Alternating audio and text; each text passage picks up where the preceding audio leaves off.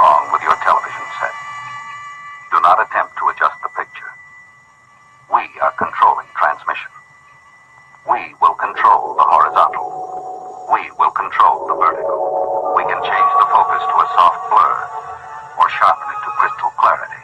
For the next hour, sit quietly and we will control all that you see and hear. You are about to participate in a great adventure. You are about to experience the awe and mystery which reaches from the inner mind to the outer limits. Welcome, everybody, to the Reality Check. This week's episode, we hope, goes better than last week's. We had, as I was saying last Tuesday, we had huge storms here. Strange for Arizona, and actually knocked out the power near the end of the show and the internet all night till the next morning. So, yeah, that made things kind of difficult. So, new week, new things to talk about. Once again, welcome to Reality Check. I'm Ben Shannon here with you every Tuesday, 9 p.m. from the home studio in Mesa, Arizona, commercial free. Remember, you can email me at therealitycheck@usa.com. You can leave any comments or questions here. So the Reality Check, where comedy doesn't get any more better. That's right, like I said it. Because tonight, we're going to talk about Dick. And when are we going to talk about it? Right now. Good old Dick Durbin, Liar-in-Chief. Dick's talking, maybe he's taking the place of Chuck U. Schumer. He's giving him some time off because now, if it's not one of these clowns, it's the other one. Trump called Little Dickie's bluff on DACA. Durbin just wanted to say no deal could be reached. Durbin wanted full DACA protection and no security. Right?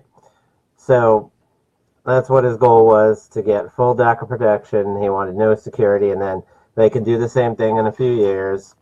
But now that Dick was turned down, he made up his little lie. Yeah, even today, when he was questioning Secretary of Homeland Security, Kristen Nielsen, Durbin said, well, if Trump didn't say shithole country, then he said something like it. He was denied again, of course, because we know it's a made-up lie. All we found out, it's a bunch of people cursing at each other in his meetings. What else is new?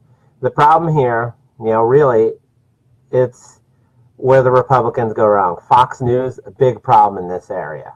And that is that a lie, unchallenged, becomes the truth.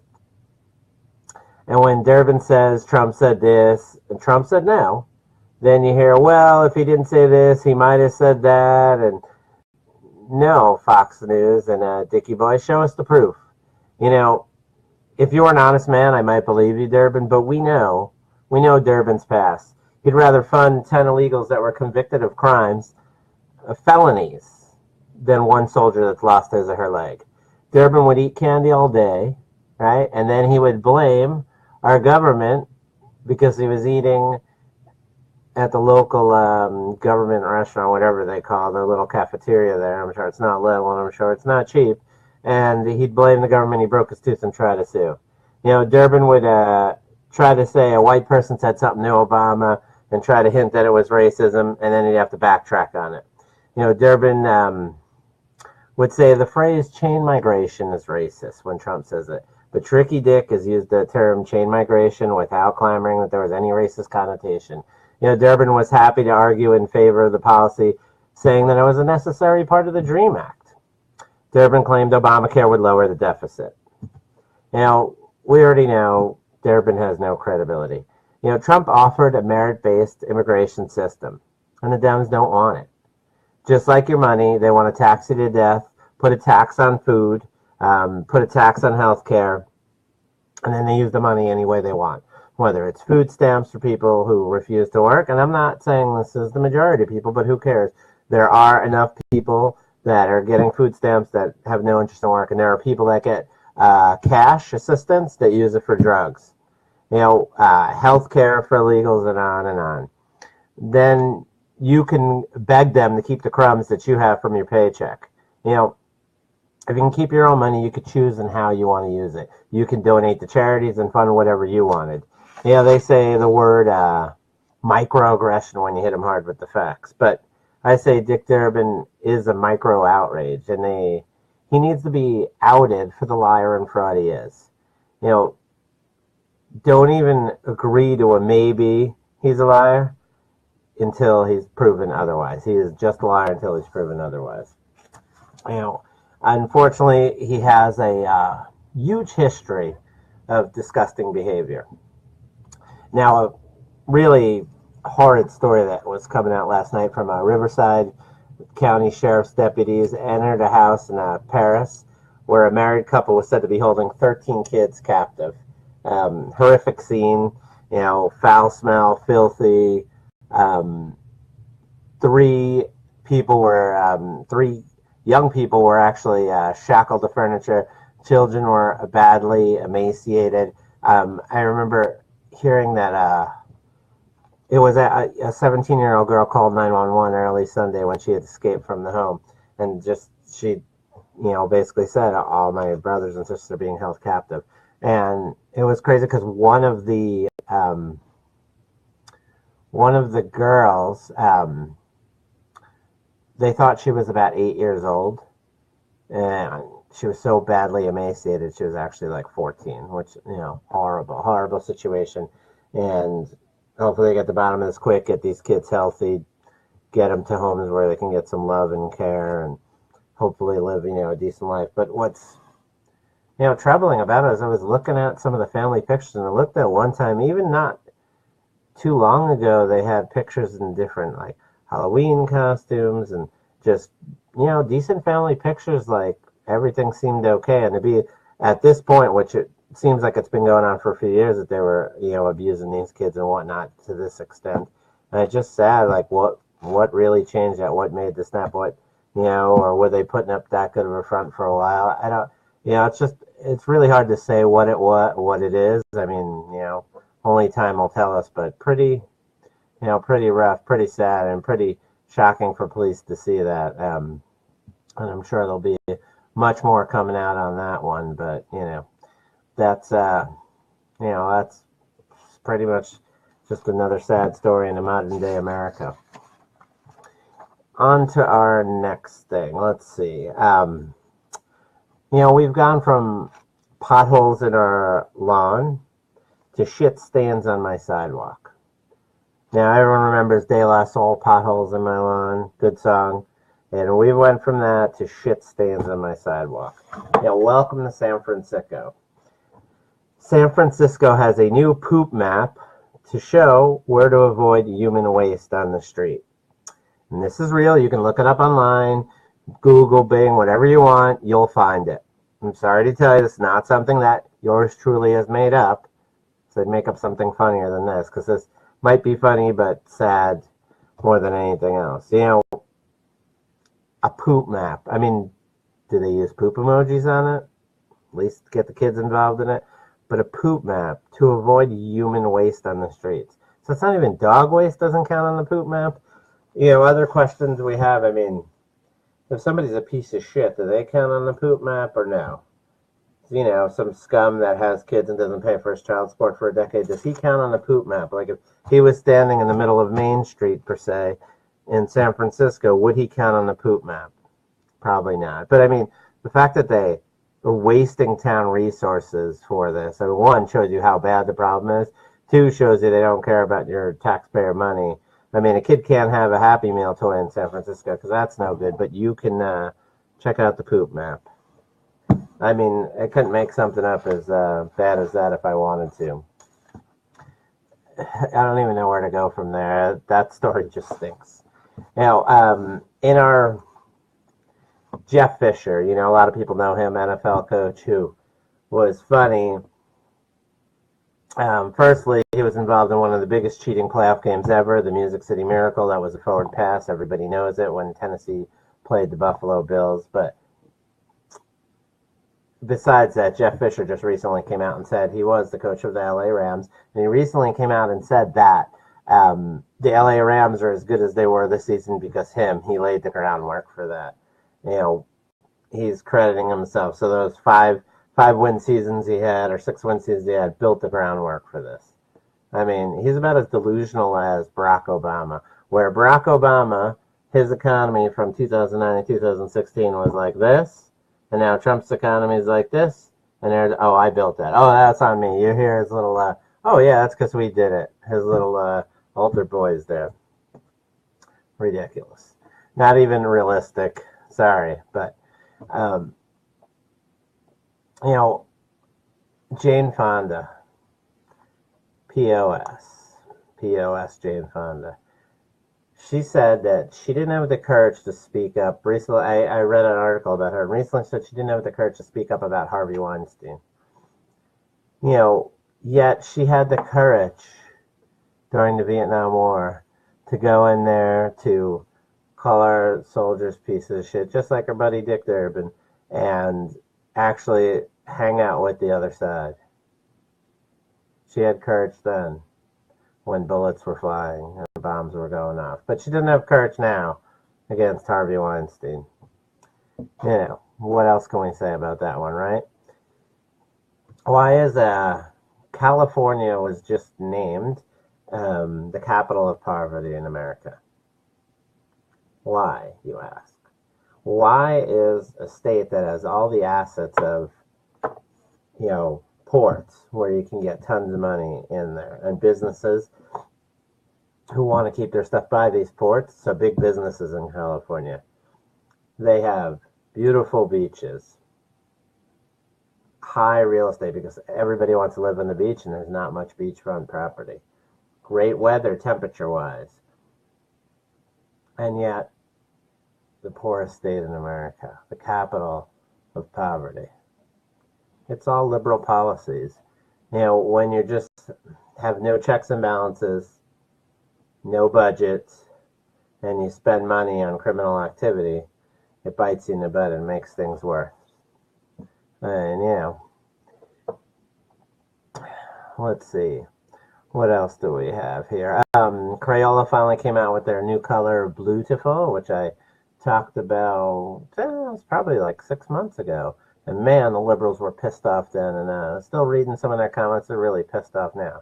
I don't know why a funny name for a kid's crayon really gets liberals pissed off. It must be a mental disorder. There's an interesting fact I came across reading something this week is everyone knows Roe versus Wade, big fight about abortion, but obviously I knew in that case that she actually never got the abortion, and she was actually thankful for that because by the time litigation went through, it was already too late for her to have an abortion. But her actually daughter, who, you know, was supposed to be aborted if she had her way, she's 48 years old now. That's just an interesting side note. You know, we had the first indictment on the Uranium One scandal. That's a little touching of the base. It didn't get the coverage as Manafort, Flynn, or Krapadopoulos got, but you'll see it'll bring a lot more with it, as opposed to those, which the Manafort one and the Flynn one are probably going to be thrown out of court really soon, I would say. The evidence was weak at best. These guys, lawyers, are going to eat that up. I doubt there's going to be any convictions on any of that stuff. It's easy to charge people, but when you find out how corrupt it is, you know, speaking of the corruption of that whole thing, you know, you had Obama who jumped on that fake dossier to spy on Trump. Now, that's how they got the FICE award, that's what put him over the top, this fake dossier. So Obama wanted dossier, whatever you want to call it. Obama wanted Trump spied on. Why? Because he wanted to give Hillary a huge advantage. Why else would he be spying on Trump? He didn't care that the Russians were supposedly meddling in the election because he was told about it and did nothing. But now all of a sudden he wants to spy on Trump. Now he's saying Trump should be spied on from something that's fake and unverified. But what about Obama himself? What if we spied on Obama before he was elected to office? You know, because if you look at Obama's track record, actually, he should have been spied on before he was elected to office. You say no way? I say yes way, because Obama, see, had friends that were terrorists, and unrepentant terrorists, Bill Ayers, right? He killed police. He killed other people. He was part of a terror organization within. And now this guy friend of Obama. So why wasn't Obama spied on? Because there was more than enough info to get a FISA warrant on Obama at the time, right? But once again, like I said, Obama jumped on his fake dossier, made up stuff. You see all conflicting interests, and Hillary Clinton was on it too. And then it came together with the other plan that if, by the way, Trump got elected, well, then we can push this narrative and get him out before he sees what happened. People don't understand the gravity of it all. There's so many, this is a conflict of interest, this was made up. You just used false information that you knew was false, that you paid for to spy on somebody, which Trump at the time was an American citizen. And that's already a violation of every civil right he has. And I know you won't see Al Sharptongue over there, standing up for Trump on that because he's too busy race baiting somebody. But regardless of the civil rights that were violated, and that's already important enough and should be gone to jail. And of course, Hillary's other crimes with classified emails that, whatever the excuse were, they were classified. Sorry, you sent them to a place you weren't supposed to. Sorry, you had an illegal server. You knew that was for the person that says they're most qualified for the job, which is what Hillary said she was, yet she had a minor league server. But putting that all aside is, they paid for that information. Now, how did she pay for it? It was paid through her campaign, and she said she didn't know. So one, it makes her incompetent to be a leader or even eliminates them. Like I said, you had $10 million of money go out of your campaign, you didn't even know what it was for. Okay, yeah, you shouldn't be running anything.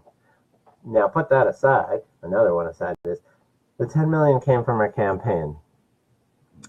Now, it was funneled through a law agency.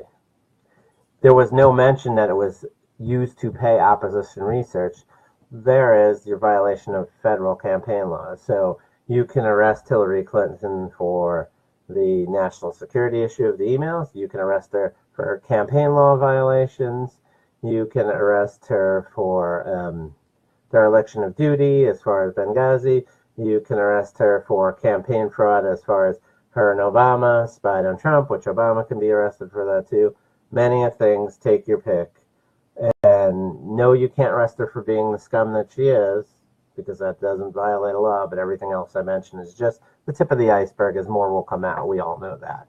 We all know that's the facts of the game there. Now, on to other stuff. Let's see. Las Vegas, right? They told us we're not going to find anything out till October. Simple, horse pucky, nicely put. And here comes out the other... I think that was something I was going to mention near the end of last show, but we got cut off, and I don't think I even mentioned it yet. I read this story that said Danley, his girlfriend, Paddock's girlfriend, was saying how, she helped load some of his guns. Now, that's funny because at first, when they talked about how many guns he had, she denied, no, I didn't really know he had many guns. I knew he had one or two, but that was it. So that was what she said originally. Then this little story leaks out about how, she helped load up some of the guns. Well, that's so nice of her. Like, he needs help loading up the guns? I mean, he's, Mr. Marksman himself. So putting that part aside, but she didn't know he had many guns. She helped load up guns. Okay. And then it comes out the other day, her fingerprints are going to be on some of the bullets at the Las Vegas shooting. By the way. Well, that's so interesting. Wow. But she had nothing to do with it, and the government was clearing her right away in the investigation. So, again, we have the money trail. He was caught up in FISA warrants himself, Paddock, because he was talking to known terrorists. And you have this whole plot that supposedly he did by himself, even though a door was locked on the other side that he couldn't get to. So there's one shooting spot that he locked himself out of. Makes no sense. And now you have his girlfriend's fingerprints on the bullets. Not saying she was there, but she obviously helped him. There's no way that she didn't have... for somebody who said she didn't know how many guns he had, or he didn't have many guns, that was her wording. He didn't have many guns to my knowledge. Now you helped him load guns. Now your fingerprints are on multiple bullets. I mean... yeah. Oh, and by the way, remember he was giving her that gift of a few $100,000 because he wanted to break up with her. It's a likely story. Well, he wanted to dump me, so he sent me a few $100,000 and a plane ticket home. And I love how they used the phrase, too, in the beginning. It was he found a cheap airfare. He found cheap airfare to get home. Cheap because he needed to save a few bucks. The guy's, we were to believe he was gambling $100,000 a day at a casino, and he wanted to save $50 on a plane ticket to send his girlfriend, who he was going to break up with, and give her $200,000. Yeah, okay, whatever. I mean, I was an infant a long time ago, and it wasn't last night. Trust me, I ain't buying any of that, any of that stuff. Now, I got to thank one group, Judicial Watch. They have dropped so many lawsuits to get a lot of these facts out. They have sued for some of the Comey stuff. They've sued for the Hillary Clinton emails time after time after they were lied to, after they found stuff themselves. And they also have been suing recently for the, Bill Clinton, Loretta Lynch tarmac meeting here in Phoenix, where they both ended up on the same runway, and then they were in the same plane while she was investigating his wife, and they were just talking about the grandkids, even though she doesn't have any. But, 29 pages they got released, Judicial Watch. 29 pages of documents pertaining to that tarmac meeting. And one we already know that was a conflict of interest. And how many times have they had to sue for it? 3-4 times. You can see that, Comey lied about that. That's another one of the things he lied. That's probably one of the reasons why. There are many reasons Comey could have got fired, but he lied about that, said he didn't have information on that, and there's full transcripts of that. And they're still trying to fight to not release some of it, but I'm sure Judicial Watch will get as much of it they can. Everybody heard, I'm sure, about Hawaii and the missile scare they had. So you had, in Hawaii, them saying a missile's coming in, people are hiding their kids in manholes, under manhole covers, people are freaking out. Almost like that episode of The Twilight Zone where the one guy who had a bunker and all his neighbors are trying to break in, and they finally break in, and then you hear on the radio, oh, sorry, false alarm. And then all his friends are like, oh, we're still friends, right? And this guy walks out, yeah, friends like this. They tried to break in a shelter and pretty much would have got everybody killed because they were so selfish. Now, that in Hawaii, you see 38 minutes. Not only did the guy hit the wrong button once, they make it like it was one mistake, it was like 6 mistakes because you have to verify that you hit it, twice. Like anything. If you wanted to delete something off your phone, usually you have to verify it twice. And this guy went out and did it again. Just unbelievable carelessness. I don't know, but so we had a missile scare in a state, right? Think about it, that's controlled by liberals, from a country that got its missile technology from liberal Bill Clinton. And now somehow they're going to try to figure out how it's Donald Trump's fault. Oh, he cut the labor budget of Hawaii by $10. Oh, get out of here. That's nonsense. Nonsense. All nonsense. Remember some of the emails that were leaked from WikiLeaks talked about how one of the members of the Clinton Foundation, like one of the employees there, was really disgusted at how Chelsea Clinton's wedding, her $10,000 Vera Wang dress, was paid for from money that was supposed to be going to Haiti. And then you got Bill Clinton denying it, saying that's insulting. But it's out there in the WikiLeaks. One of their own was emailing it to somebody else. It wasn't a made-up conspiracy by anybody else. One of their own employees there was saying, this is disgusting, this needs to stop. This is money that's supposed to be going to the Haitians. The country they love now is the best ever. Now all of a sudden, sorry. Amazon, right? Jeff Bezos, whatever you want to call this guy.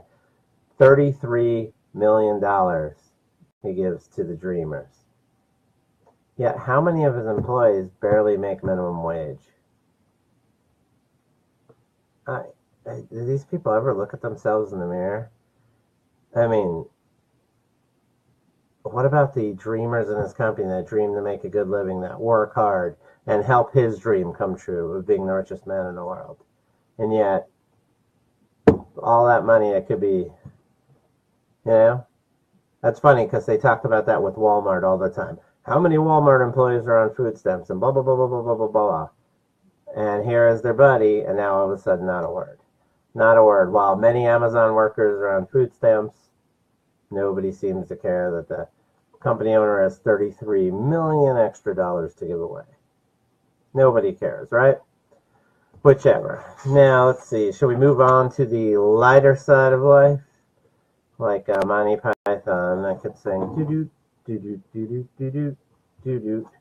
So, this weekend we have UFC 220, and of course we're going to preview that right now. Looking at the card, like, it's been a busy week for me for many things. But just looking at the card, I'm looking at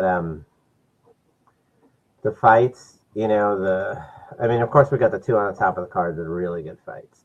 2 fights for belts, so we can't complain about that. But man, you look at the first 3 fights of the card, and they're like prelim fights. That's what I get out of it. I'm sorry. Call me wrong, whatever. But we have Thomas Almeida, who's 22-2, against Robert Font, who's 14-3. Thomas Almeida, body shots, pretty diverse with the punching. Font's in great shape, good cardio. Like I said, Almeida's 22-2. He just lost, near the end of July to Jimmy Rivera.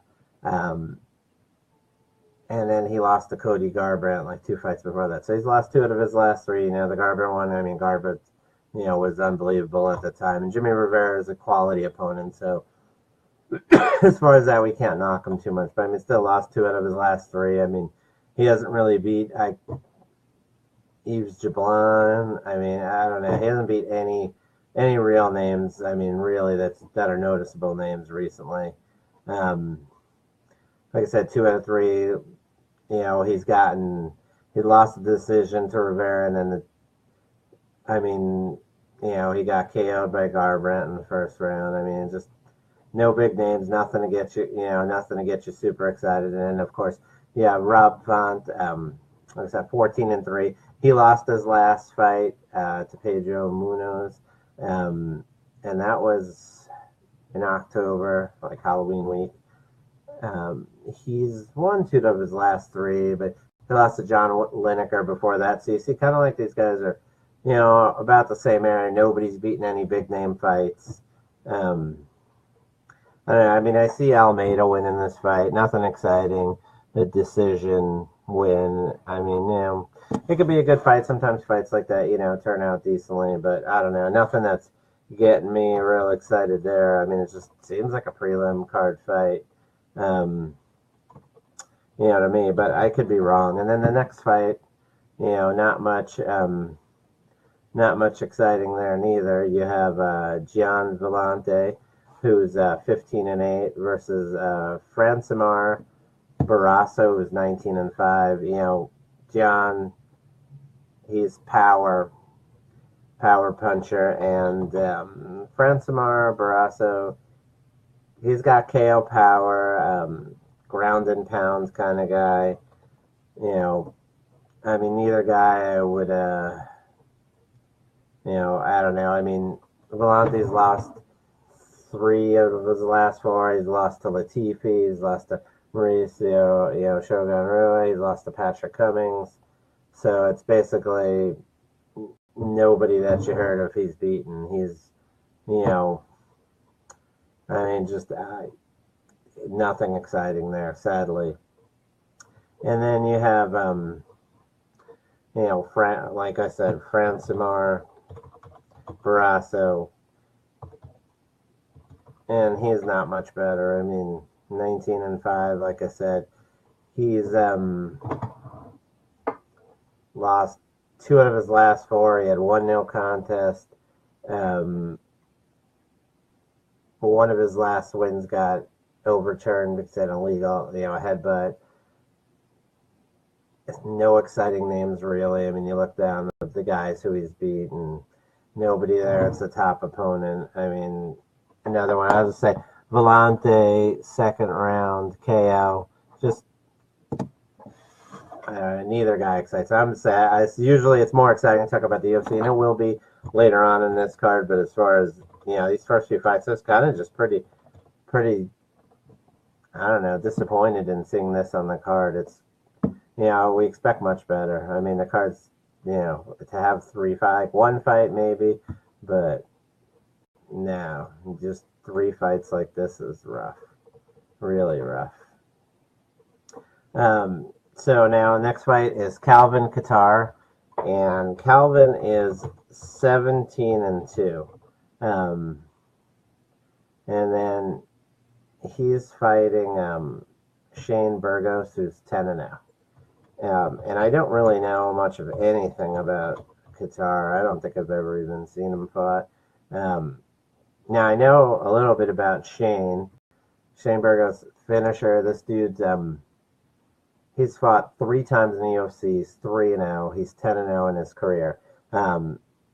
He's not, none of the no big names that you really see on his resume. So, but he's won by decision. He's won by punches. He's won by submissions. This guy seems to win anyway, and he's pretty much, before he got to the UFC, he pretty much finished everybody in the minor league circuit. He fought Atlantic City, Philadelphia, some of those, ring combat, extreme cage combat, or the local shows. Definitely a finisher there, but to the UFC, you see he's become more of a decision fighter. Obviously, the competition's a little better. But I still see Burgos. He's going to beat Kattar second round, and I'll get him by submission. And hopefully this guy works out. Looks like he could be somebody who, will be an exciting fighter. I mean, in the 145-pound division, and there are plenty of good fighters in that division, but we definitely, could always use some more. And in the co-main event, you have, of course, Daniel Cormier, who his last fight was a no contest because John Jones got caught. Yes, I know, shockingly, with drugs in his system. I know, surprising to hear that. But anyway, John Jones got caught as always. So you have Daniel Cormier with the only 2 even nicks on his whole resume were John Jones. He's beaten everybody else. And basically, Cormier 19-1 and a wrestler, an Olympic-style wrestler. He goes against Volkan Oser. I don't even know how to say the name, but I don't know how to say it right. That's what I can say. But Volkan is 15-1, and this dude's had some knockout power. Let me tell you. I mean, he definitely hits hard, and it makes for an interesting fight because guys like that, kind of like Anthony Johnson, that's kind of what he reminds me of. I mean, he just brutally destroyed Jimmy Manuwa on his last fight. He's beaten. He won a split decision over St. Preux. So is he ready to step up for this fight against Cormier? And that's the question. Will Cormier be damaged from the loss to Jones? I know it's a no contest, but in his psyche, he got knocked out for the first time in his career. So how does he recover from that? To me, it's either a Volkan first round knockout of Cormier, or it's Cormier lay and pray the whole fight, and he'll get the 5-round unanimous decision. Now, I think I'm going to say Cormier with the unanimous decision. I think Volkan will have enough heart to stand there, but Cormier is smart enough to avoid that big hit. And all he has to do with the difference between, like, Volkan is like Anthony Johnson. Cormier found a way to survive early, don't get hit flush, get him tired, then keep on taking him down.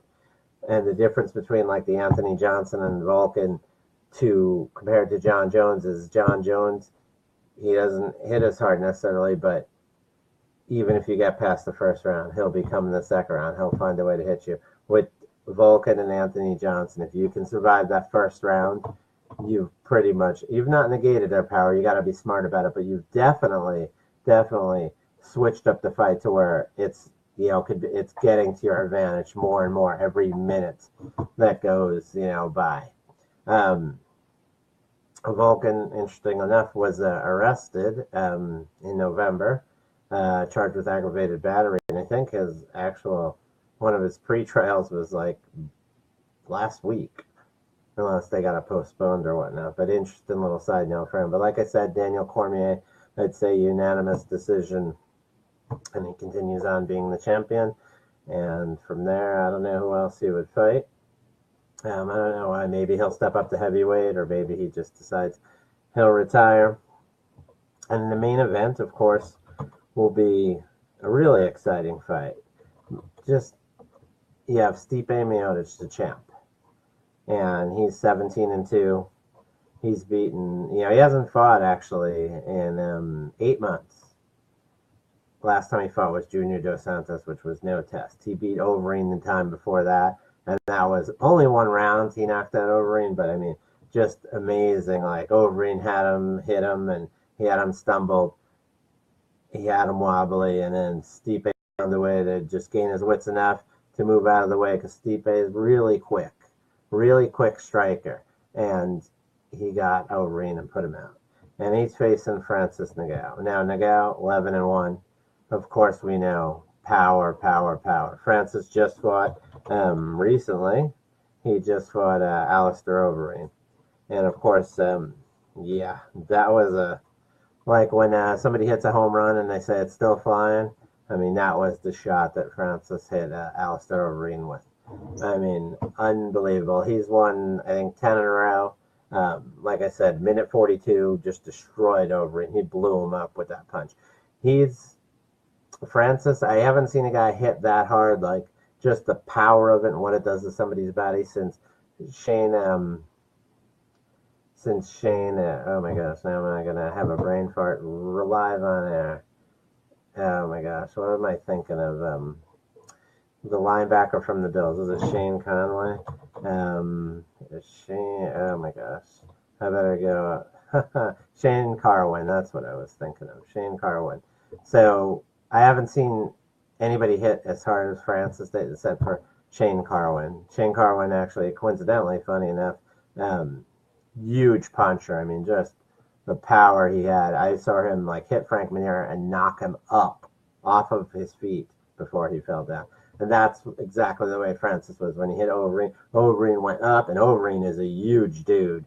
And he went up before he went down. That's the power. I mean, you're talking hitting somebody and lift them with your fist. That just shows you what power that Francis has. Now, can Francis connect? He showed that he has. He's won his last 4 fights in the first round. 3 by punches, 1 by a Kimura submission, so he shows he does have submissions. And then before that, even Dr. Stoppage, he destroyed Kurt Blades.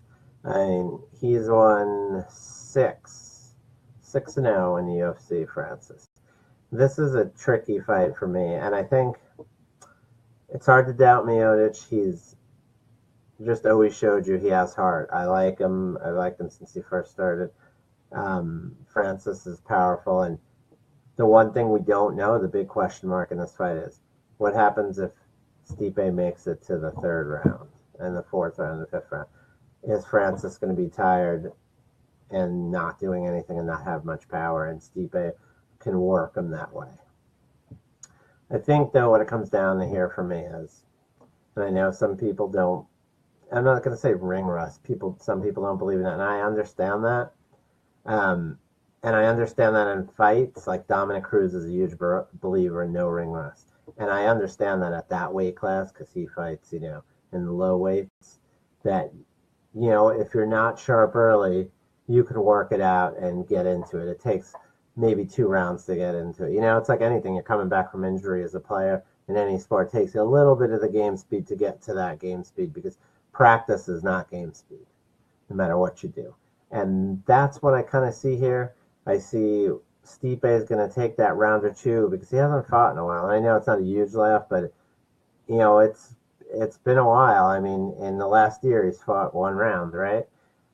And that, unfortunately, will be his downfall, because if he doesn't have that precision and speed and Francis hits him once, he's not going to be able to stumble out of it like he did against Overeem.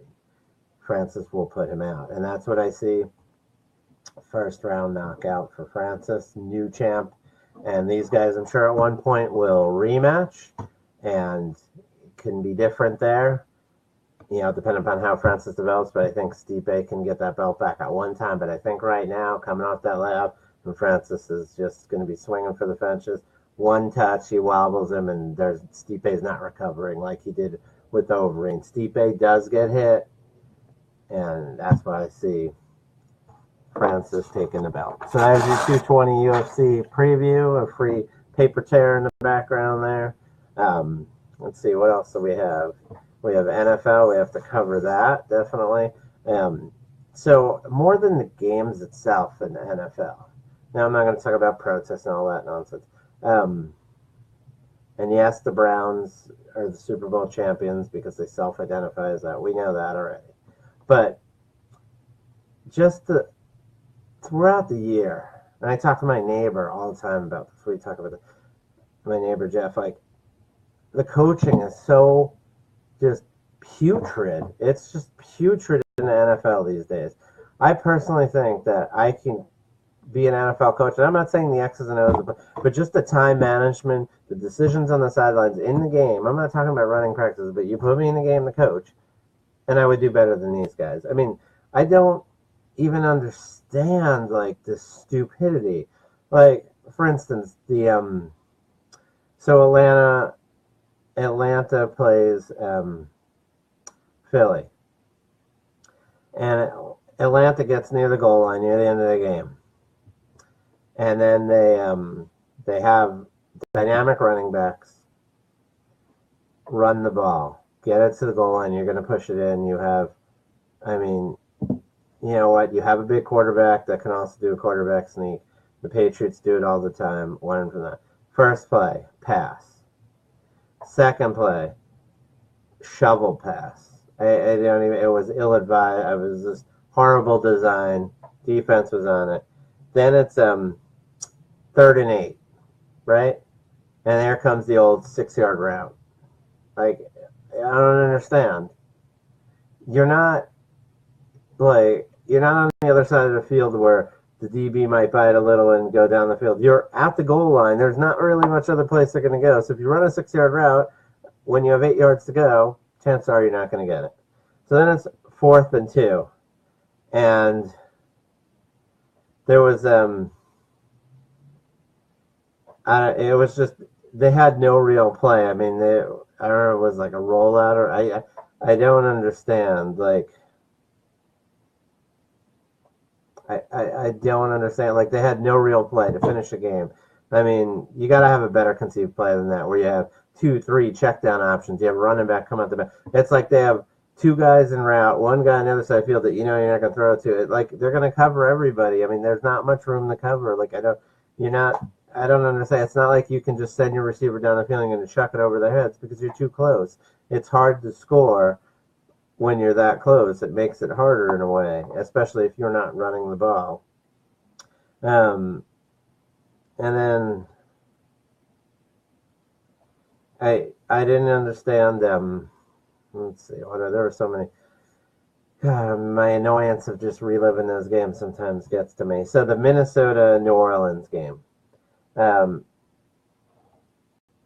Annoying. Okay, yes, you can blame the guy who made the poor tackle. I mean, one, you can't come across the far side of his leg. You have to be on the inside of him if you're going to do that, to push him out of bounds. So it was poor tackling, like not even high school tackling, like junior high tackling, just trying to hit somebody stupid. But not only that, I just didn't understand, like, how does the defensive coordinator and the head coach not have 2 safeties in on that play at that goal line, and they adjust up to where the ball is thrown after it's thrown?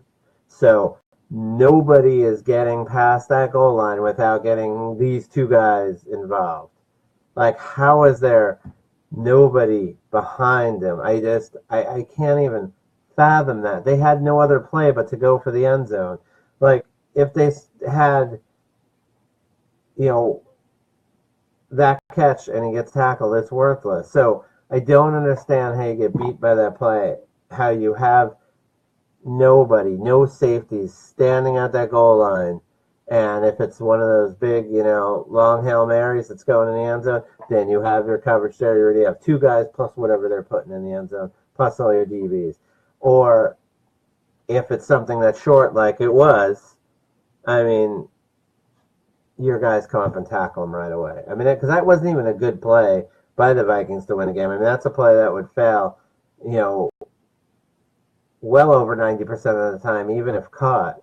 So it wasn't even a good play. Like, sometimes you have, you could have said, oh, that was a well-designed play, but the chances are slim. That one, even if you make that play, the chances were slim. It wasn't even well-designed, but it was just even worse than the defense to have nobody back there. I mean, I can't even fathom, like, what they were thinking. And then, like, this Case Keenum's awesome stuff. I don't get it. He just reminds me of Nick Foles a few years ago when Nick Foles was starting for the Eagles, and everyone was like, he's just awesome. He has all these touchdowns and no picks.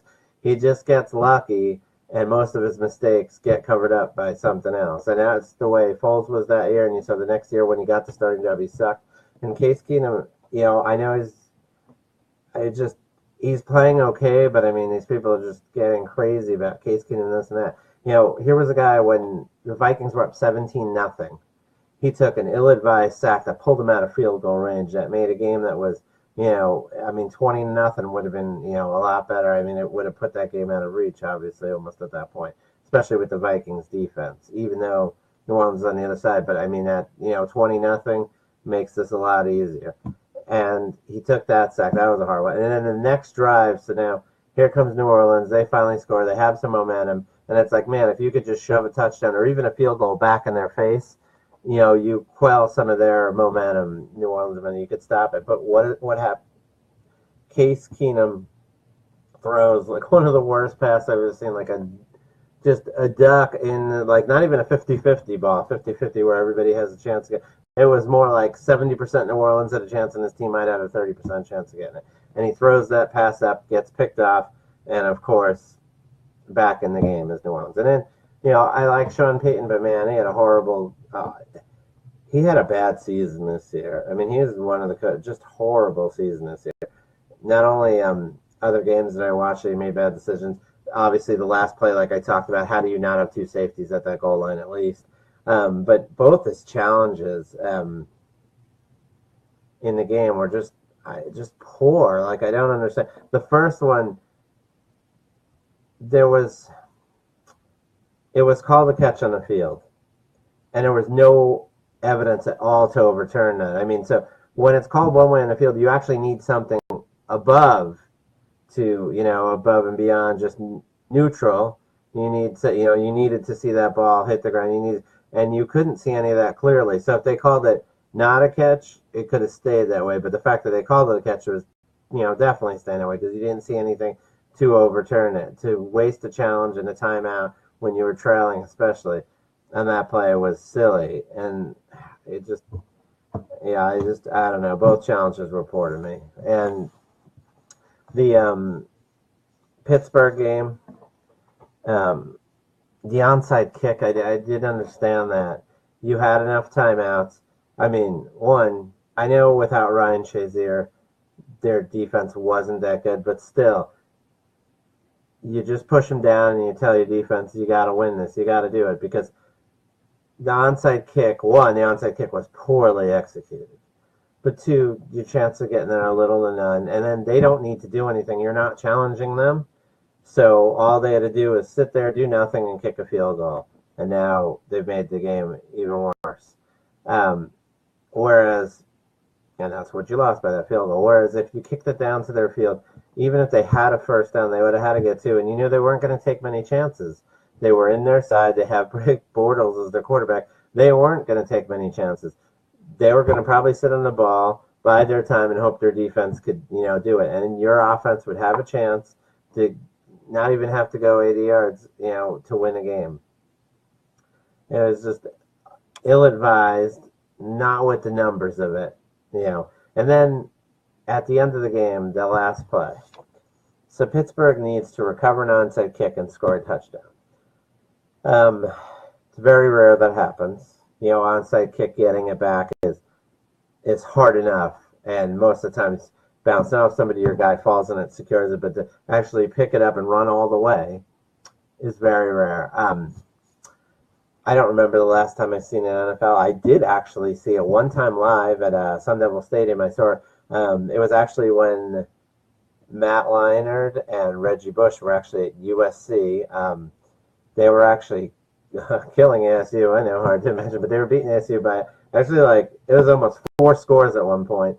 And then ASU scores and they're down by 3, and they just did an onside kick. It was like the middle of the third quarter, and actually bounced right off of one of the UFC players in the air, and they caught it on the fly and just returned it all the way for a touchdown. ASU. I actually seen that live. Amazing enough. Rarity to see live. But that being said, it's the last play of the game. Pittsburgh.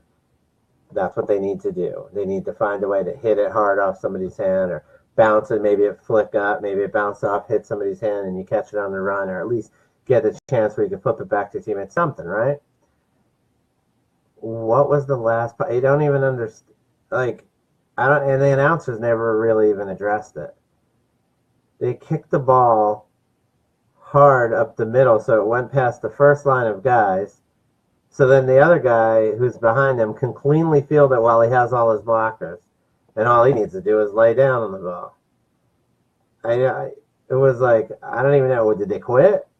I mean, I don't even understand that play.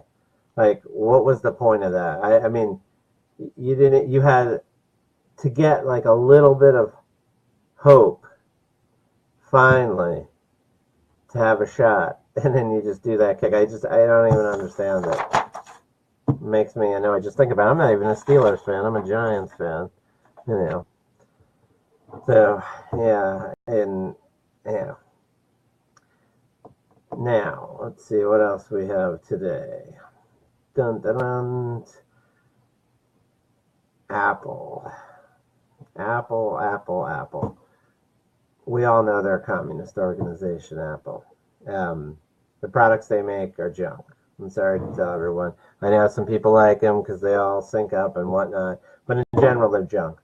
Look at the Apple stores. How many people are in there? Go to one in the mall and look at how many people are in there to get their phones fixed. It takes 3 hours, sometimes 6 hours before they'll see you for an appointment. Why? They have the smartest techs there are. They have the most expensive phones there are. Why would it take 6 hours for you to see somebody to fix your phone? Would it be because maybe they're not the smartest people, or is it more likely that their phones suck and they're broke all the time and people have to constantly go in there? Or they download software to your phone and break it. These aren't $50 phones anymore, folks. $800, $1,000. You should get some quality. And shouldn't find out 2 years later that, oh, by the way, the speed on your phone is less. So, but we know that. But besides the communists that Apple is, I was going to say, so Apple App Store, I guess I'm really talking about more. They let you get the marijuana maps, find out where you can buy marijuana. That's okay. But if you want to go find out where you can smoke a cigar in peace, that's not acceptable to Apple. They took an app off of their site because it tells you where you can smoke a cigar. Not even, they don't sell anything on the app. They're just telling you, you can go to this place and you're allowed to smoke, whether it's a restaurant, or you can go to this place and they do sell stuff and they have an area where you can smoke. That's not acceptable by Apple. But where you can buy marijuana on one of their apps, that's okay. I mean, how does that make sense? Who wants to poison the country? I mean, it must be people like that. They want to poison the country. I've seen in the past week, I actually drove by, there's this food bank, and there are like 2 food banks around the same block, and I volunteered at one of them a few times, So I know that one pretty well, and I know the other one because people would talk about it. It's right there. It's like on the opposite side of the street. They're both in Mesa. So I was looking outside. I was driving up one of the roads because I was going to a store near there, and I seen that somebody had one of those rental bikes. They have yellow ones, they have green ones here, so you could go up to this bike, pull it out of the bike stand, and rent it for an hour, for 2 hours, for 5 hours, for a day, whatever you want. And then some of them you can actually just leave anywhere you want, which that's ridiculous. And others you just have to bring back to certain bike stands or whatnot. But I seen somebody rented a bike to go to the food bank and then their bike parked right outside there. I mean, you see something new every year, every week. There's always something new. As many of you guys know, Chelsea Manning, the American hero of the left. Chelsea Manning, she wants to run. She wants to run for office. Now, she's like a character from those Class B films. Like, have you ever seen Gumo, Kids, Ken Park, or better yet, a character from the Trauma Team films, from Traumaville, from Toxic Avenger? That's exactly what this piece of junk is. I mean, a traitor to the country. And I know many of the people in office already are traitors to our country. That I won't disagree with. We have a traitor to the country, a convicted felon that Obama let back on the streets because he likes to do that, wanting to run for office. I mean, you got to be speechless. Sadly, you have to be speechless. Now,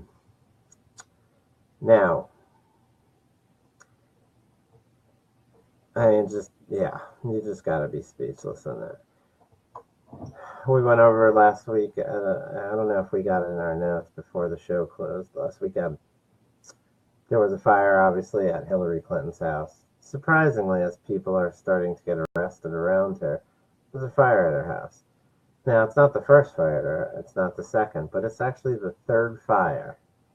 The third fire in one of the houses she owns. How do the smartest people always have the weirdest things happen to them? 3 fires. I mean, I'm sure her houses are built better. They have newer stuff than most of us could ever imagine. And yet, somehow, there's fire after fire after fire at her house. Odd coincidence? Poor construction? Now, I doubt it's poor construction because I'm sure she has more money than we can ever have it.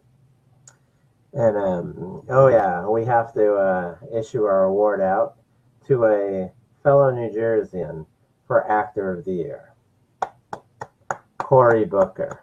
Did you see his performance? Did you see his performance at the hearings today? Oh, crying. I was so upset about the asshole comment. I was crying. The guy who didn't cry when multiple illegal aliens in New Jersey raped and killed kids. Parents didn't even get phone calls.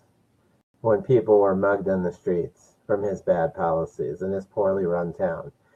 I, myself, have done more for the town of Newark than Cory Booker ever did.